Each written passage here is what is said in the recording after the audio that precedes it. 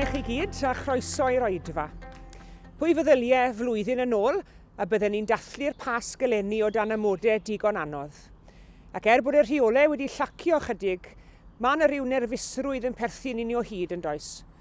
Ond gadewch i ni edrych ymlaen at ddyddiau gwell. Mae'n Sul y Pasg, Sul yr atgyfodiad, Sul i ddathlu buddugoliaeth Iesu dros angau a'r bedd. Crist a gyfododd, fe a gyfododd yn wir, Hallelujah. Croeso i'r oedfa.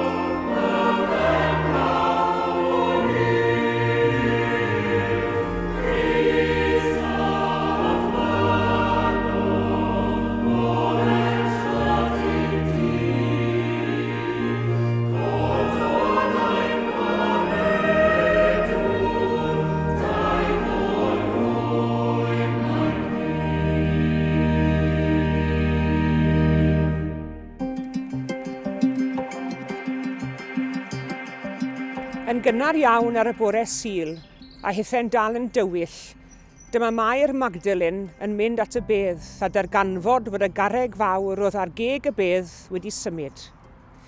Felly dyma hi'n rhedeg at Simon Pedr a'r disgybl arall, yr un yr oedd Iesu'n ei garu, a dweud wrthyn nhw, maen nhw wedi cymryd yr arglwydd allan o'r bedd, a dyn ni ddim yn gwybod ble maen nhw wedi rhoi e. Felly dyma Pedr a'r disgybl arall yn mynd allan i fynd at y bedd. Rhedodd y ddau gyda'i gilydd, ond dyma'r disgybl arall yn rhedeg yn gynt na Pedr, a chyrraedd yno i flaen. Plegodd i edrych i mewn i'r bedd, a gwelodd stribedi o liain yn gorwedd yno, ond aeth e ddim i mewn. Yna, dyma Simon Pedr yn cyrraedd ar ei ole ac yn mynd yn syth i mewn i'r bedd. Gwelodd yntau'r stribedi o liain yn gorwedd yno. Gwelodd hefyd y cadoch oedd wedi bod am wyneb Iesu, ond roedd hwnnw wedi blygu a'i osod o'r neilltu ar wahân i'r stribedi lliain. Yna, yn y diwedd, dyma'r disgybl arall roedd wedi cyrraedd y bedd gyntaf yn mynd i mewn hefyd. Pan welodd e'r cwbl, credodd.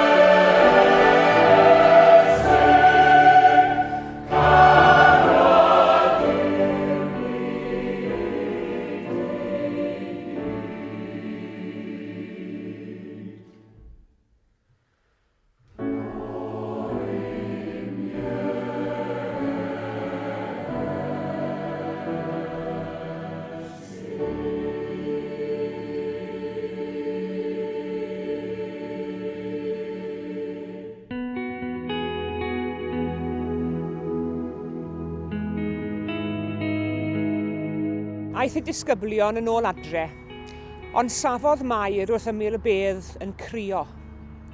Plygodd i lawr i edrych i mewn i'r bedd a gweld dau angel mewn dillad gwyn yn eistedd lle roedd corff Iesu wedi cael ei roi orwedd, un wrth y pen a'r llall wrth y trad.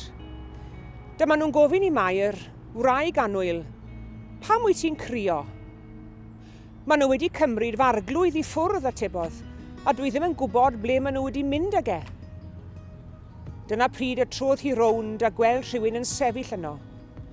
Iesu oedd yno, ond oedd hi ddim wedi sylweddoli mae Iesu oedd e. Wraig annwyl, meddai Iesu wrthi, pam wyt ti'n crio? Am bwy wyt ti'n chwilio? Roedd hi'n meddwl mae'r garddwr oedd e, ac fe ddwedodd hi, Syr, os mae ti sydd wedi symud, dywed lle rwy ti wedi roi e, a bydda i'n mynd i'w ole. Yna dyma Iesu'n dweud, Mair. Trodd ato ac meddai yn Hebraeg, Rabuni, sy'n golygu athro. Dyma Iesu'n dweud wrthi, pai dal gafel yno fi. Dwi ddim yn mynd i fyny at y tad eto. Dos at fy mrodi ri a dweud wrthyn nhw, dwi'n mynd at fy nhad am Duw, eich tad a'ch Duw chi hefyd. Yna, aeth Mair Magdalene at y disgyblion a dweud, dwi wedi gweld yr arglwydd.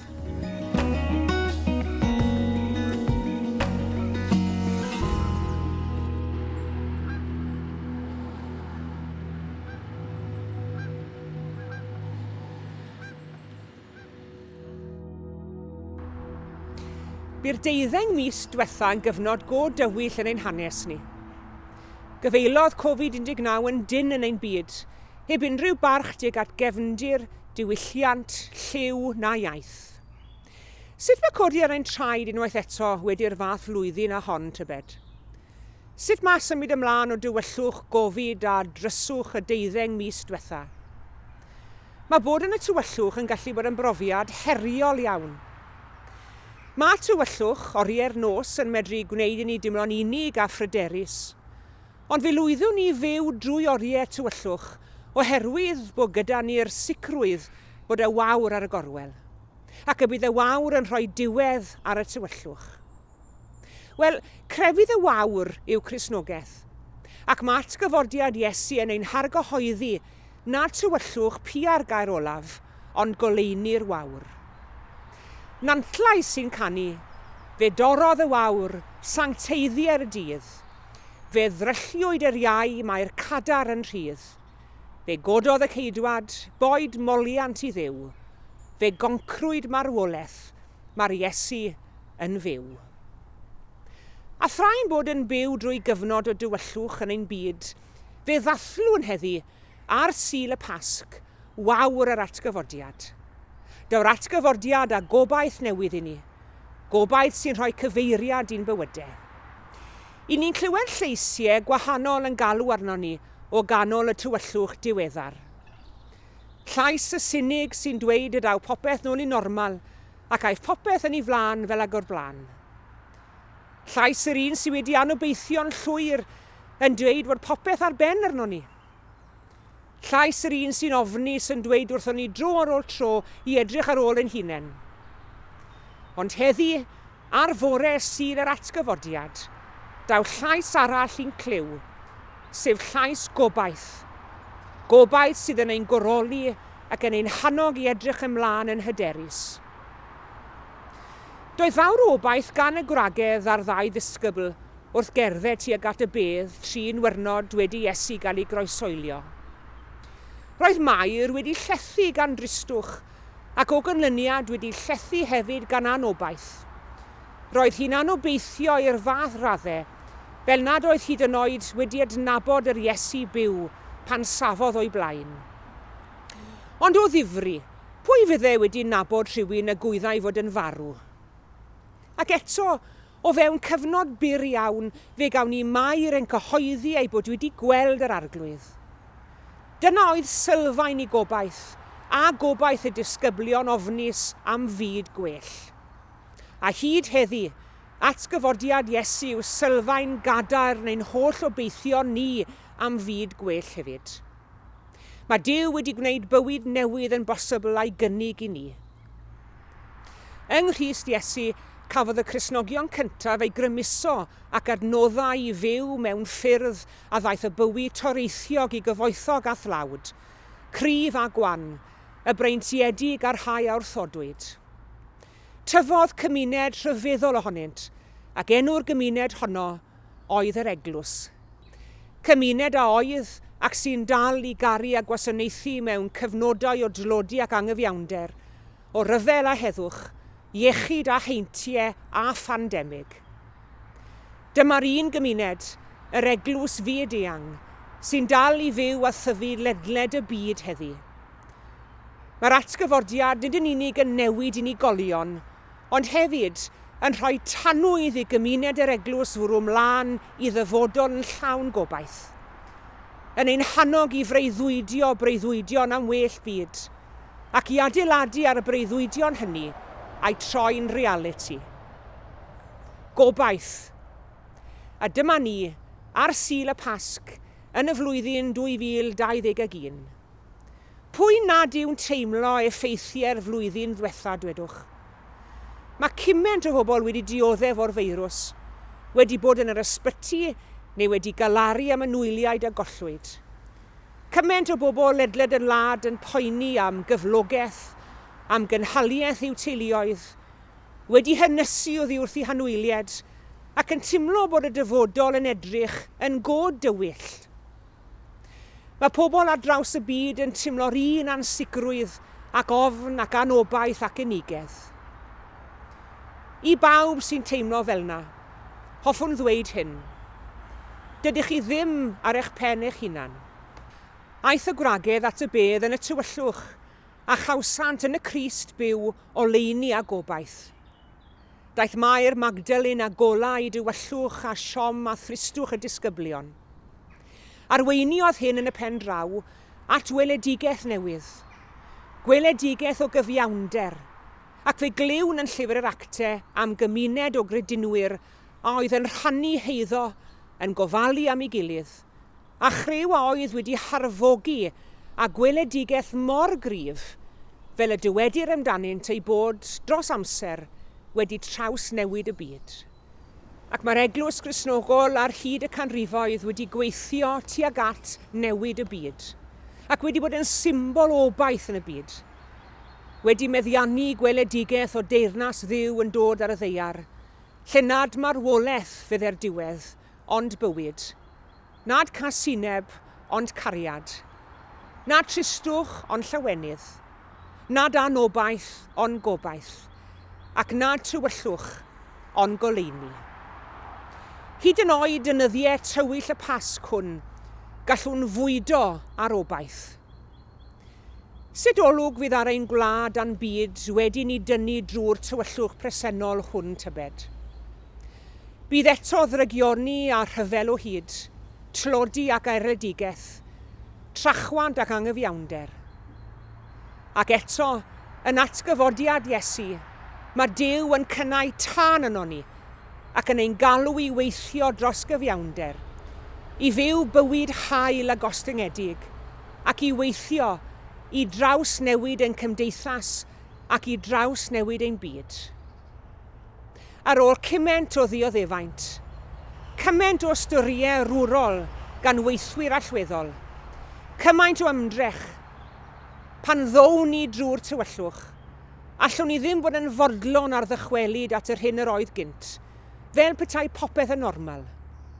Cawn ein herio i chwilio am rhywbeth sy'n cadw cyswllt ar hen ffordd, ond eto, rhywbeth sy'n wahanol, yn well ac yn harddach.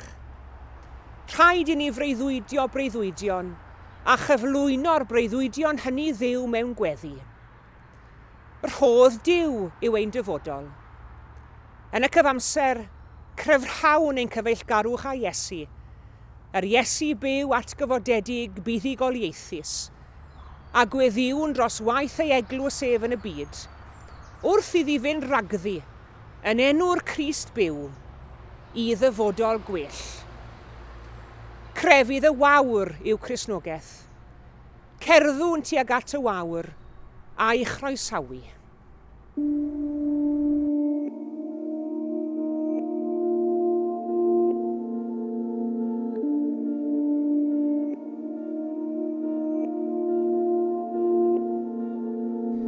O Dduw ein tad a thad ein harglwydd a'n gwaredwr Iesu Grist. Wrth i ni ddathlu newyddion da Sul y Pasg, diolchwn i ti am yr wyl ryfeddol hon. Dyma wyl nid yn unig i ni, ond gwyl y gwyliau i gyd. Molianwn di am ryfeddod y Pasg, dydd i ddathlu, rhyfeddu a diolch. Dydd sydd yn newid ein ffordd o weithredu. Dydd sy'n newid ein ffordd o fyw. Dydd sy'n newid popeth. Gorfoleddwn y muddugoliaeth Iesu Grist. Cydnabyddwn arglwydd nad y'n ni'n deilwng o addewid rhyfeddol y diwrnod hwn. Fel y disgyblion gynt, rydyn ni'n hefyd yn hwyrfrydig i gredu'r dystiolaeth am y bedd gwag. Weddiwn dros bawb sy'n cael ffydd yn anodd. Y rhai sy'n dymuno credu ond yn methu trechu amheuon. Rwy ni heddi wefr y dathlu fel bod ein hangrediniaeth yn troi'n grediniaeth, ein hameuon yn troi'n sicrwydd, a'n diffyg sel yn dystiolaeth gadarnach dros ein ffydd. Byw had eglwys o arglwydd a grym yr atgyfodiad. Adnewyddau bywyd a grymusau chenhadaeth. Gweddiwn dros bawb sy'n wynebu rwyl o dan amgylchiadau anodd. Yr rhai sy'n gaeth i amgylchiadau anodd o bob math, yn lleol a ledled byd. Gweddiwn yn arbennig dros bawb sy'n dioddef oherwydd effeithiau'r coronavirus. Cyflwynwn ddyfodol pobl ein gwlad a'n byd i ti heddi. Gweddiwn arnat i roedd eglwys yma yng Nghymru fywyd newydd ac arweiniad newydd a nertha hi i ddyfal barhau. Mewn cyfnod pan gawn ni'n temptio i anobeithio, helpa ni ddisgwyl yn eiddgar am ddyfodol gwell, ac i ymddiried ein dyfodol a dyfodol ein byd i ti. Galluogan ni bob un wrth ddathlu'r wyl hon, i fyw yn grym ac addewid yr atgyfodiad, ac o wybod fod Iesu'n fyw, gwybod y cawninau fyw ynddo ef, yng ngogoniant ei deyrnas dragwyddol yn y nef. Cyflwynwn ein gweddiau yn enw Iesu Grist ein harglwydd. Yr hwn yw'r atgyfodiad a'r bywyd.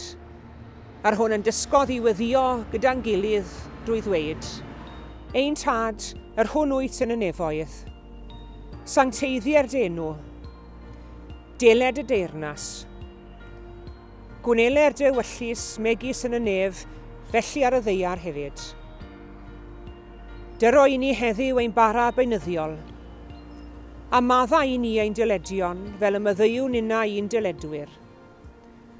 Ac nac arwain ni brofedigaeth, eithi'r gwared ni rhag drwg.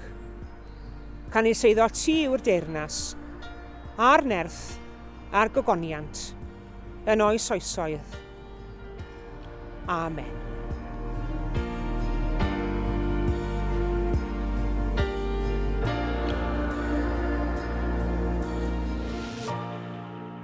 Diolch yn fawr iawn i chi gyd am eich cwmni. Pasg diogel, iach a bendithiol i chi gyd. A bydde di dangnefedd Duw eich hamgylchynu, ei gariad ein cyfoethogi, a'i bresenoldeb ein hysbrydoli, y dydd hwn ac am byth. Amen.